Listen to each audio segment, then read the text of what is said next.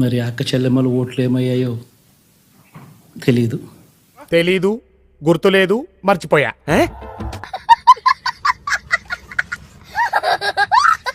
ఆ ప్రభుత్వం అధికారంలోకి రాకమునుపు ఇస్తా ఉన్న చాలని పెన్షన్ నుంచి మంచి చేస్తూ అడుగులు వేసినా కూడా ఆ అవ్వాతాతలు చూపిన ఆప్యాయత ఏమైందో కూడా తెలియడం లేదు.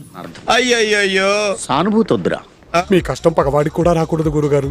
మరేరా 26 లక్షల మంది చేయూతను అందుకుంటున్న అక్క చెల్లెమ్మలు వారి ఆప్యాయత ఏమైందో తెలీదు. నేను ఇలా బుక్ అయిపోతాను కల్లో కూడా అనుకోలేదు.